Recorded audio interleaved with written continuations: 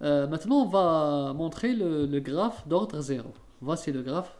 Quand on dessine le graphe d'ordre 0, on trace, bien sûr, puisque c'est ça l'équation de la droite. Donc on va tracer x en fonction de la variable t. Voilà. Là, on a le t, et là, c'est le x. Là, c'est en milligrammes. On a pris les milligrammes. On trouvera, si c'est vraiment c'est l'ordre 0, on trouvera une droite. Une droite, d'accord. Là, c'est quoi? Là, c'est la dose administrée. Administrée. Bon, là, c'est clair. C'est quel type d'administration? C'est une administration par quelle voie? C'est une question, donc répondez. Voilà, c'est une administration par voie intraveineuse ou bien intravasculaire. C'est la même chose. Pourquoi? Parce qu'il n'y a pas d'étape d'absorption. Donc là, c'est la dose administrée. On va dire que c'est égal à x0. C'est total. Total.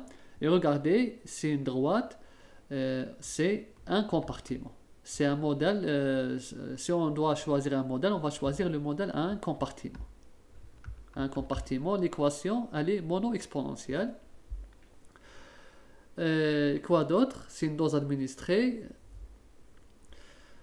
Voilà, ici, puisque la vitesse, elle est égale à la constante. Et on a dit ici que la pente est égale à moins K0. K0, c'est quoi? C'est la constante de vitesse. Là, c'est la pente. C'est la pente. Voici la pente qui est égale à moins K0. Donc, on détermine la constante de la vitesse graphiquement comme ça. On la détermine graphiquement. À partir de là, on peut déterminer la vitesse de la réaction. Et là, c'est la dose administrée. Donc, voilà pour l'ordre 0. Bien sûr, là, c'est dans le cas toujours de l'élimination. C'est le cas d'une élimination d'ordre 0. Parce que là, on a dit, il n'y a pas de distribution, elle est inaperçue. Donc, on a directement l'étape d'élimination. Bon, on continue. Principe là, c'est clair pour l'ordre 0. Maintenant, on va aller vers le processus de premier ordre. Là, l'élimination, elle peut être, dans ce cas, l'élimination, elle peut être d'ordre 0 comme elle peut être d'ordre 1. Mais quel est l'ordre le plus étudié, le plus suivi? On va répondre. Pour un processus d'élimination de premier ordre, l'expression de la loi de vitesse, évidemment, est égale à moins dx sur dt, qui est égal à kx1 et qui est égal à kx, tout simplement, parce que x puissance 1 est égal à x, d'accord?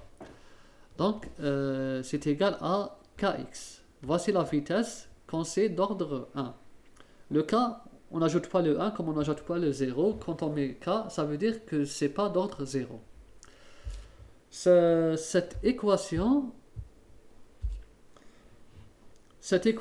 indique la vitesse d'élimination, d'accord, qui dépend de k et de la masse de la substance qui subit le changement ou le transfert.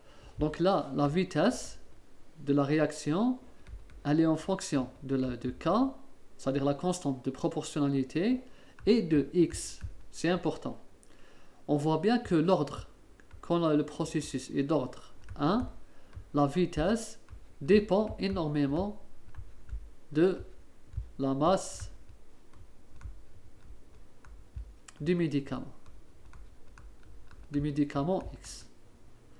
Dans l'ordre 0, la vitesse, ici, la vitesse, la voici, elle ne dépend pas dans l'ordre 0, la vitesse ne dépend pas de la concentration. D'accord? La vitesse d'ordre 0, elle dépend uniquement de K0.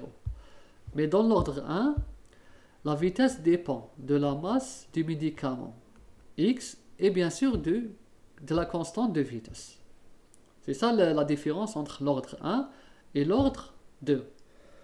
Ensuite, l'intégration de cette équation nous donne cette équation exponentielle. X, c'est la masse du médicament 1T, Et x0, on a parlé de ça, x0, c'est initial ou bien administré. C'est la dose administrée. C'est la dose administrée. C'est la dose totale. Cette équation, je peux aussi écrire sous la forme d'un logarithme. ln de x qui est égal à ln de x0, d'accord, moins kt. Je peux l'écrire de cette façon. Vous allez comprendre pourquoi. Donc, soit j'écris comme ça, soit j'écris comme ça. C'est la même chose. Voici les équations. Regardez. Là, j'ai tracé le x en fonction du temps. D'accord? Là, toujours, c'est une administration intraveineuse. Et là, c'est la phase d'élimination. Regardez, c'est une exponentielle, donc c'est normal qu'on obtient une courbe exponentielle en fonction du temps. C'est normal parce qu'on a EX. Là, on a tracé X en fonction du temps. Entre T0 et T. Maintenant, j'ai pris la deuxième relation. Celle du logarithme népérien. Comment on peut utiliser le logarithme décimal? C'est la même chose. On aura une droite. Là, on obtient une droite.